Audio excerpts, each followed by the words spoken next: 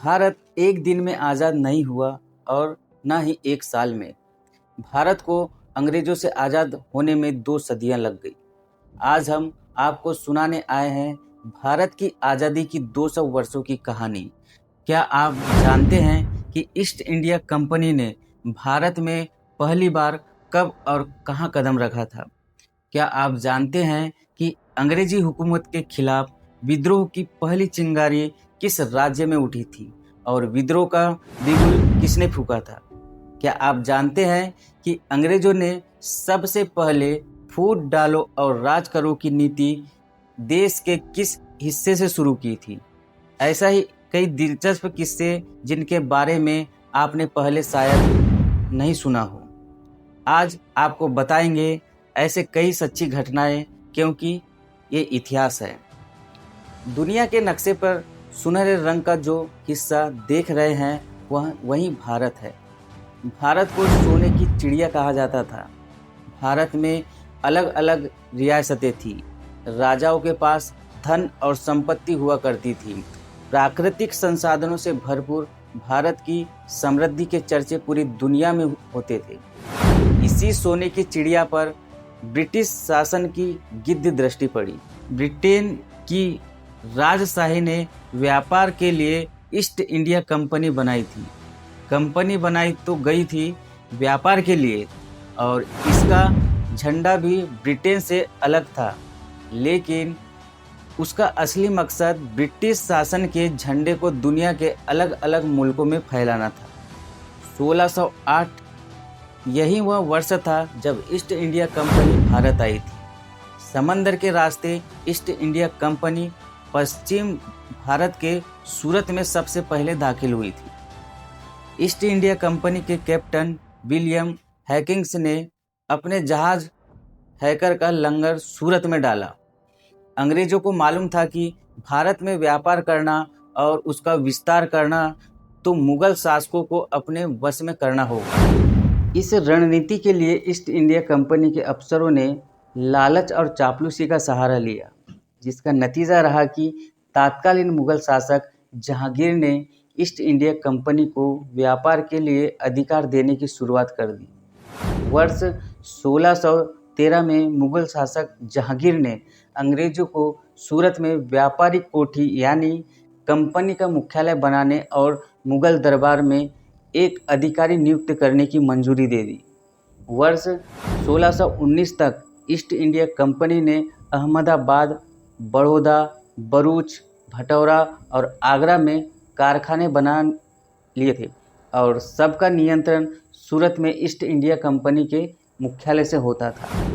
वर्ष 1632 तक British company पश्चिम से पूर्व की ओर पहुंच चुकी थी। मुगलों के बाद भारत की जनसंख्या और समुद्र संसाधनों पर अंग्रेजों की पूरी नज़र पड़ चुकी थी।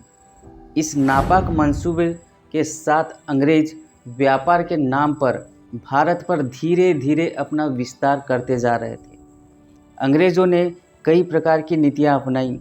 उनमें से जो एक महत्वपूर्ण थी वो ड्राफ्टिंग ऑफ लैप्स, यानी कि अगर कोई राजा निसंतान है या उसका देहांत हो जाता है तो उसका जो राज्य था उसको अंग्रेज लोग खुद ही हथिया लेते थे। ईस्ट इंडिया कंपनी जब भारत आई थी तो किसी ने भी नहीं सोचा था कि अपने देश से 20 गुना बड़े दुनिया के सबसे धनी मुल्कों में से एक इस देश पर शासन करने की मंशा लेकर आई है।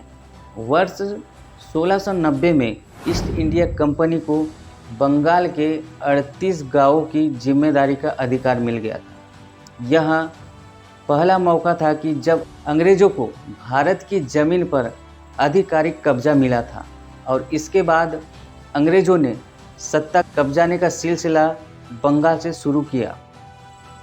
18वीं शताब्दी के मध्य में बंगाल भारत के सबसे धनी राज्यों में से एक था, और इस राज्य के शासक थे नवाब सिराजुद्दौला। बंगाल की संपन्नता का अंदाज़ा इसी बात से लगाया जा सकता है कि मुगल शासन के राजस्व को 50% बंगाल से ही आता था। आर्थिक वजह से ही अंग्रेज पश्चिम से बंगाल की ओर आए थे। नवाब सिराजुद्दौला के खिलाफ पहली बार अंग्रेज़ों ने फूट डालो और राज करो की नीति अपनाई थी। अंग्रेज़ों ने जाफर का इस्तेमाल सिराजुद्दौला के खिलाफ किया। 23 जून 1757 यही वो तारीख थी जिसे भारत में ब्रिटिश हुकूमत की शुरुआत का दिन कहा जाता है। बंगाल के नवाब सिराजुद्दौला की सेना और अंग्रेज़ों के बीच प्लासी का युद्ध हुआ। अंग्रेज़ों को जीत मिली। अब बंगाल की सत्ता पर कहने को तो मीर जाफर का अधिकार था, लेकिन वह सिर्फ एक कठपुतली था जिसकी बागडोर ईस्ट इंडिया कंपनी के हाथों में थी। 1 साल बाद अंग्रेज़ों ने मीर जाफर के लिए मीर कासिम को मोहरा बनाया और मीर कासिम को सत्ता मिल गई। लेकिन जब मीर कासिम ने अंग्रेज़ों की पैसे की बढ़ती भूख को मिटाने से इनकार कर दिया तो नतीजा बक्सर के युद्ध के रूप में सामने आया और 22 अक्टूबर 1764 को बक्सर में युद्ध हुआ। एक तरफ अंग्रेज़ों की सेना थी तो दूसरी तरफ मीर कासिम की सेना। इस युद्ध में भी अंग्रेज़ी हुकूमत की जीत हुई। इसके बाद ईस्ट इंडिया कंपनी का बंगाल, बिहार और उड़ीसा पर पूरी तरह नियंत्रण हो गया। अंग्रेज़ों के मन में सत्ता की भूख इस कदर बढ़ गई थी कि मध्य भारत और पश्चिम भारत में हर हाल में वो कब्जा करना चाहते थे। अंग्रेज़ों ने इसलिए मराठा शासकों के बीच आपसी मतभेद का फ़ायदा उठाया और एक के बाद एक उनसे 3 युद्ध लड़े और वर्ष 1818 में पेशवा साम्राज्य को अपने कब्जे में कर लिया। 19वीं शताब्दी के मध्य तक ब्रिटिश हुकूमत को चुनौती देने वाला कोई नहीं था, लेकिन 29 मार्च 1857 को एक घटना घटी जिसने अंग्रेज़ों के खिलाफ विद्रोह की चिंगारी पैदा कर दी। बंगाल के बैरकपुर में तैनात ब्रिटिश शासन के सिपाही मंगल पांडे ने गाय और सूअर की चर्बी वाले कारतूस का इस्तेमाल करने से इनकार कर दिया। मंगल पांडे ने हिंदू भावनाओं से खिलवाड़ बताते हुए छावनी में तैनात 2 अंग्रेज अधिकारियों की हत्या कर दी। इससे मंगल पांडे हिंदुस्तान की आज़ादी के पहले नायक बन गए। मंगल पांडे के विद्रोह से अंग्रेज इस कदर डर गए थे कि उन्हें 8 अप्रैल 1857 को ही फांसी दे दी गई। मंगल पांडे शहीद हो गए, लेकिन आज़ादी की ऐसी चिंगारी जला गए। अंग्रेजी हुकूमत की जड़ों में थोड़ी ही सही लेकिन आग जरूर लगा दी गई थी। मंगल पांडे ने जो चिंगारी जलाई थी वह चिंगारी उनके मौत के बाद भी शांत नहीं हुई। 10 मई 1857 मेरठ छावनी में हिंदू और मुस्लिम सिपाहियों ने चर्बी वाले कारतूस के इस्तेमाल से इनकार कर दिया और छावनी में तैनात अंग्रेज अफसरों की हत्या कर दी। अंग्रेज अफसरों की हत्या के बाद सैकड़ों सिपाही दिल्ली की ओर कूच कर गए। 11 मई 1857 को दिल्ली पहुंचने पर विद्रोही सिपाही लाल किले की ओर बढ़ गए और मुगल शासक बहादुर शाह द्वितीय को शहंशाह हिंदुस्तान घोषित कर दिया। सिपाहियों के विद्रोह के कारण दिल्ली पर ईस्ट इंडिया कंपनी का नियंत्रण खत्म हो गया। दिल्ली के बाद कानपुर भी अंग्रेज़ों के हाथ में निकल गया। फिर लखनऊ में विद्रोह की शुरुआत हो गई। बेगम हजरत महल ने ईस्ट इंडिया कंपनी से सीधी टक्कर ले ली और बेगम हजरत महल ने अपने बेटे को नवाब घोषित कर दिया और लखनऊ में ब्रिटिश रेजिडेंसी पर आक्रमण कर दिया। दिल्ली, कानपुर, आजमगढ़, वाराणसी, इलाहाबाद, फैज़ाबाद, बाराबंकी और गोंडा जैसे इलाके अंग्रेजी शासन से मुक्त हो गए थे। मैं अपनी झांसी नहीं दूंगी, यह वाक्य है उस वीरांगना का जिन्होंने ब्रिटिश कंपनी के साथ घुटने टेकना कभी मंजूर नहीं किया। 1857 की लड़ाई में अंग्रेज़ों को सबसे कड़ी टक्कर देने वालों में शामिल थी झांसी की रानी लक्ष्मीबाई। लक्ष्मीबाई की गौरव गाथा को याद किए बिना आज की यह कहानी अधूरी है। चमक उठी सन 57 में वह तलवार पुरानी थी, बुंदेलो हर बोलो के मुँह हमने सुनी कहानी थी। खूब लड़ी मर्दानी वह तो झांसी वाली रानी थी। ईस्ट इंडिया कंपनी की नज़र झांसी के किले पर थी। ईस्ट इंडिया कंपनी झांसी पर अपना शासन चाहती थी, लेकिन रानी लक्ष्मीबाई अंग्रेजी हुकूमत की परछाई थी। जून 1857 में अंग्रेजों ने झांसी को चारों तरफ से घेर लिया। अंग्रेजों के सामने आत्मसमर्पण की बजाय लक्ष्मीबाई ने अंग्रेजों से जंग जारी रखने के लिए कहा। अंग्रेजों के खिलाफ तात्या टोपे का साथ मिला। तात्या टोपे और रानी लक्ष्मीबाई की संयुक्त सेनाओं ने ग्वालियर के विद्रोही सैनिकों की मदद से ग्वालियर के किले पर कब्जा कर लिया। जब अंग्रेजों को लक्ष्मीबाई के ग्वालियर में होने की सूचना मिली तो यहाँ भीषण युद्ध क्षेत्र में लड़ते हुए 17 जून 1858 को प्राप्त हुई। 1857 का स्वतंत्रता संग्राम दुनिया में अंग्रेजी हुकूमत और उपनिवेशवादी व्यवस्था के खिलाफ 19वीं सदी में हुआ। अंग्रेजों की नीतियों के कारण उस समय समाज के सभी वर्गों में असंतोष था। यह वजह रही कि सिपाहियों ने जो विद्रोह शुरू किया था, बाद में उससे किसान और गरीब भी जुड़ गए। अंग्रेजों के खिलाफ उनके ही सिपाहियों के विद्रोह की लहर सिर्फ 2 बड़े केंद्रों तक ही सीमित नहीं रही। बंगाल के करीब सभी सैनिक छावनियों और बम्बई की भी कुछ सैनिक छावनियों में विद्रोह की आग फैल चुकी थी। एक साथ कई शहरों में अपने ही सिपाहियों के विद्रोह से अंग्रेजी हुकूमत हिल गई थी। 1857 के विद्रोह का असर हिंदुस्तान में बड़े हिस्से पर हुआ था और अंग्रेजी शासन के खिलाफ सिर्फ सिपाही ही नहीं, आम लोग भी अपने विद्रोह की आवाज़ उठाने लगे। 1857 की लड़ाई को लेकर इतिहासकारों में मतभेद रहा। कुछ इतिहासकार इसे सिर्फ सैन्य विद्रोह मानते हैं, जबकि कई इतिहासकार इसे ही भारत की आज़ादी का पहला युद्ध मानते हैं। स्वतंत्रता सेनानी विनायक दामोदर सावरकर ने अपनी किताब में first war of India independence में लिखा है कि 1857 का वह विद्रोह एक सुनिश्चित राष्ट्रीय स्वतंत्रता संग्राम था। 1857 के विद्रोह ने अंग्रेजी शासन को ऐसी चोट दी जिसकी गूंज ब्रिटेन की महारानी तक को सुनाई दी। जिसके बाद ब्रिटिश राजशाही ने ईस्ट इंडिया कंपनी से भारत पर शासन करने के अधिकार वापस लिए और तब से भारत में ब्रिटिश राजशाही का सीधा शासन शुरू हो गया। इसके बाद ईस्ट इंडिया कंपनी के खिलाफ भारत में भी असंतोष फैल गया था और कंपनी से ब्रिटेन की महारानी विक्टोरिया प्रथम भी खुश नहीं थी। लिहाजा वर्ष 1858 ईस्ट इंडिया कंपनी का शासन नहीं होगा, बल्कि ब्रिटेन की महारानी के हाथों में शासन की कमान होगी। यानी ब्रिटेन की सरकार का सीधा नियंत्रण एशिया के सबसे संपन्न देश भारत पर होना था। 1857 में ब्रिटिश राजशाही ने भारत की सत्ता अपने हाथ में लेने के बाद बंगाल को ही शासन का मुख्य केंद्र बनाने और कोलकाता सिटी भारत की राजधानी बनी। भारत में शासन के लिए ब्रिटिश राजशाही ने गवर्नर जनरल की जगह वायसराय का पद गठित किया। भारत में ब्रिटिश राज घराने का सबसे बड़ा प्रतिनिधि था भारत के प्रथम viceroy Lord Canning. Lord Canning 1857 के विद्रोह के वक्त भारत के गवर्नर जनरल भी थे। 1857 के विद्रोह के बाद भी देश में छोटे छोटे विद्रोह होते रहे, लेकिन ब्रिटिश सिपाही ताकत के बल पर उन आंदोलन का दमन कर देते थे। वर्ष 1885 में देश में एक राजनीति का गठन किया गया। इस राजनीतिक संगठन का नाम था भारतीय राष्ट्रीय कांग्रेस।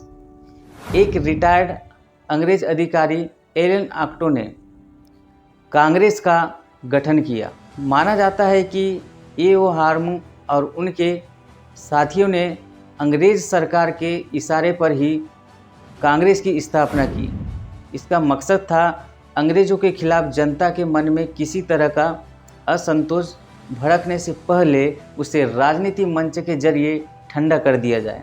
1905 तक बंगाल की आज़ादी 7 करोड़ 85 लाख, जो कि भारत की कुल आबादी 1/4 उड़ीसा और बिहार भी था, तब बंगाल का ही हिस्सा थे। बंगाल की एकता को कमज़ोर करने के लिए अंग्रेज़ों ने बंगाल को बांटने का फैसला किया।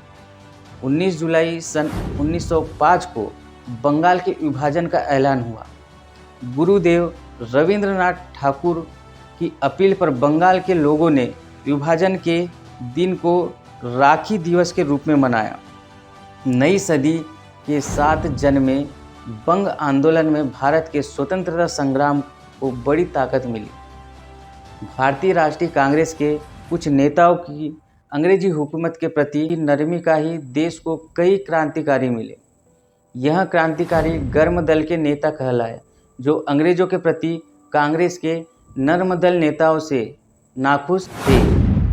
महाराष्ट्र में विनायक दामोदर सावरकर और बालकृष्ण चापेकर, बंगाल में खुदीराम बोस और जतीन्द्र नाथ मुखर्जी, बिहारी बोस और पंजाब के क्रांतिकारी के रूप में अजीत सिंह और सूफी अम्बा प्रसाद की पहचान होती थी। आज़ादी के आंदोलन में वर्ष 1915 में अहम पड़ाव तब आया जब शांति और अहिंसा के ताकतवर हथियार के साथ एक व्यक्ति दक्षिण अफ्रीका में अपने वतन हिंदुस्तान लौटा और उसके भारत वापस आने पर स्वतंत्रता आंदोलन को नई पहचान और शक्ति मिली। दक्षिण अफ्रीका में गांधी जी के संघर्ष का लंबा इतिहास रहा। गांधी जी के साथ दक्षिण अफ्रीका में कई बार रंग भेद के कारण अन्याय हुआ। इंग्लैंड से बैरिस्टर की उपाधि पाने वाले गांधी जी अन्याय सहने के आदी नहीं थे। दक्षिण अफ्रीका में भारतीयों के प्रति अन्याय के खिलाफ उन्होंने आंदोलन किया। अपने सत्याग्रह में महात्मा गांधी कामयाब हुए और वर्ष 1915 में गांधी जी भारत लौट आए। अफ्रीका में उनके संघर्ष और सफलता के कारण भारत में उनकी लोकप्रियता थी। भारत के शहरी ही नहीं, ग्रामीण इलाकों में भी लोग मोहनदास करमचंद गांधी के बारे में जानने लगे थे। वर्ष था 1917। 1917 से 1918 के बीच गांधी जी ने सत्याग्रह और अहिंसा के बल पर दो सफलताएं हासिल की। एक था चंपारण आंदोलन सत्याग्रह के बल पर और एक था नील की खेती करने वाले किसानों पर हो रहे अत्याचार को दूर करवाया। जलियांवाला बाग की घटना से पूरा देश मौन था, जिसके बाद महात्मा गांधी ने एक बार फिर देश में असहयोग आंदोलन के जरिए आज़ादी की अलग जगाए। अंग्रेजों के अत्याचार और कानून के खिलाफ 1 अगस्त 1920 को गांधी जी ने असहयोग आंदोलन शुरू किया। आंदोलन अहिंसक था और देश भर में इसे समर्थन मिला। आंदोलन के दौरान स्वराज की मांग लोगों ने ब्रिटिश सामान खरीदने बंद कर दिए, स्वदेशी सामानों के उपयोग को बढ़ावा दिया। देश भर में असहयोग आंदोलन का बड़ा असर देखने को मिला। असहयोग आंदोलन ने भारतीय स्वतंत्रता आंदोलन को एक नई जागृति प्रदान की। असहयोग आंदोलन का असर कितना था, इसका जिक्र महात्मा गांधी के साथ देश भर की यात्रा करने वाले प्रभुदास गांधी ने किया था। चंद्रशेखर आज़ाद ने कानपुर में क्रांतिकारी संस्था हिंदुस्तान रिपब्लिक एसोसिएशन की स्थापना की। मार्च 1930 में गांधी जी ने साबरमती आश्रम में डांडी यात्रा शुरू की। इस 24 दिन की यात्रा के बाद गांधी जी ने समुद्र तट पर जाकर नमक बनाया और इस नमक कानून को तोड़ा और इस तरह सविनय अवज्ञा आंदोलन का सूत्रपात किया। भारत के समुद्र तटीय इलाकों में गांधी जी के नमक सत्याग्रह का असर हुआ और कई जगहों पर लोगों ने नमक का कानून तोड़ा। आज़ादी की कहानी एक स्वतंत्रता सेनानी के योगदानों के बारे में अधूरी है। वो स्वतंत्रता सेनानी जो कांग्रेस में भी रहे, गांधी जी के साथ रहे, लेकिन उस महान सेनानी ने आज़ादी हासिल करने के लिए अंग्रेज़ों से सीधा युद्ध करने की राह चुनी। उस दौर में शायद उस शख्सियत के अलावा यह तरीका कोई और सोच भी नहीं सकता था। वह थे नेताजी सुभाष चंद्र बोस। सुभाष चंद्र बोस इंग्लैंड में सिविल सर्विस की तैयारी के लिए गए थे, लेकिन जलियांवाला बाग की घटना ने उन्हें आज़ादी के आंदोलन में कूदने की प्रेरणा दी। वर्ष 1921 में बोस इंग्लैंड से हिंदुस्तान लौट गए और कुछ ही समय बाद कांग्रेस पार्टी में जुड़ गए। वर्ष 1928 में मोतीलाल नेहरू के डोमिनियन स्टेटस के प्रस्ताव के खिलाफ खड़े हुए और पूर्ण स्वराज की मांग की। वर्ष 1938 में सुभाष चंद्र बोस को कांग्रेस का अध्यक्ष चुना गया। आज़ादी के आंदोलन में नया मोड़ आया 1942 में, जब महात्मा गांधी जी ने अंग्रेजों के खिलाफ भारत छोड़ो आंदोलन की शुरुआत की। मुंबई में सभा करते हुए महात्मा गांधी ने करो या मरो का नारा भी दिया। 8 अगस्त 1942 को भारत छोड़ो आंदोलन शुरू करने का महात्मा गांधी ने ऐलान किया था, लेकिन उससे पहले ही गांधी जी और उनके सहयोगियों को गिरफ्तार कर लिया गया। देश के अलग अलग शहरों में हिंसा शुरू हुई। ब्रिटिश शासन इस आंदोलन को कुचलने के लिए अपनी सारी प्लानिंग करती रही और 2 साल बाद 1944 में गांधी जी को रिहा कर दिया गया और भारत छोड़ो आंदोलन वापस ले लिया गया। गांधी जी अहिंसा के पुजारी माने जाते थे। उन्होंने हिंसा का समर्थन नहीं किया। इसकी बहुत आलोचना की गई, लेकिन इन आलोचनाओं के परे जाकर इस तथ्य को देखने की ज़रूरत उठती है कि परिस्थितियां क्या थी।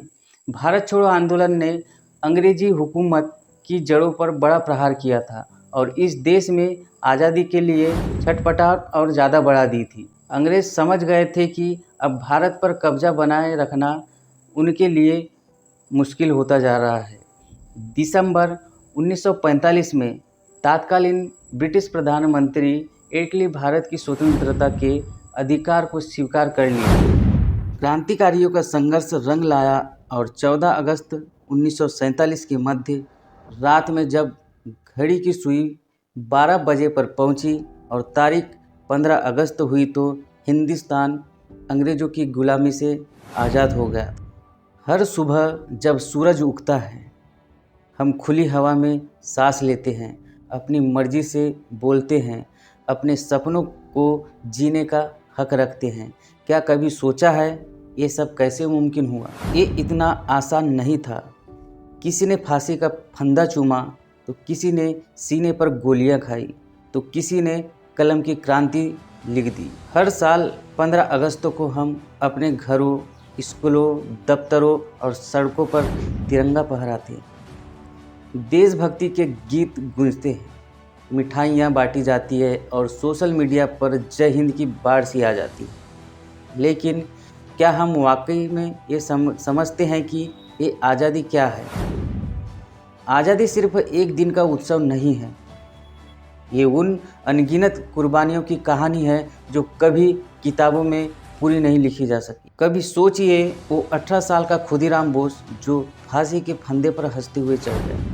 वो 23 साल का भगत सिंह जिसे मौत का सामना करते वक्त सिर्फ एक अफसोस था कि मैं बस एक ही बार मर सकता हूँ। वो रानी लक्ष्मीबाई जो तलवार लेकर अंग्रेज़ों से लड़ते लड़ते शहीद हो गई और जो हजारों नाम जो इतिहास के किताबों में कई हो गए। पर क्या आज हम उस आज़ादी की कीमत समझते हैं? हम आज भी जात पात में बटे हुए हैं, धर्म के नाम पर लड़ते हैं, भाषा और क्षेत्र के नाम पर दीवारें खड़ी करते हैं। क्या यही वो भारत है जिसके लिए क्रांतिकारियों ने अपनी जान दे दी थी और अपनी कुर्बानी दे दी? आज़ादी का मतलब सिर्फ अंग्रेज़ों से छुटकारा नहीं था, बल्कि सोच में भेदभाव से, अन्याय से, डर से मुक्ति थी। तो इस स्वतंत्रता दिवस पर आइए सिर्फ तिरंगा न फहराइए, बल्कि अपने भीतर की एक संकीर्ण उसको गिराए, अपने भीतर एक क्रांति जगाए जो नफरत से नहीं बल्कि प्यार और समर्पण और एकता से लड़े। क्योंकि देशभक्ति का मतलब सिर्फ नारा लगाना नहीं होता, बल्कि उस विचार को जीना होता है जिसके लिए किसी ने अपनी ज़िंदगी कुर्बान कर दी। लेकिन सवाल ये है कि क्या हम आज भी उस बलिदान के काबिल हैं? क्या आज हम वो देश बना पाए जहाँ हर बच्चा शिक्षा पाए, जहाँ कोई भूखा ना सोए, जहाँ इंसान को इंसान समझा जाए, ना कि जात, धर्म, भाषा या रंग से तौला जाए? आज ज़रूरत है हमें उस दूसरे स्वतंत्रता संग्राम की जहाँ लड़ाई भ्रष्टाचार के खिलाफ हो, जहाँ युद्ध अशिक्षा और भेदभाव से हो। तो आइए इस स्वतंत्रता दिवस पर एक संकल्प ले कि हम सिर्फ आज़ाद भारत के नागरिक नहीं होंगे, बल्कि एक जिम्मेदारी भारतवासी भी बनेंगे। जय हिंद, वंदे मातरम साथियों।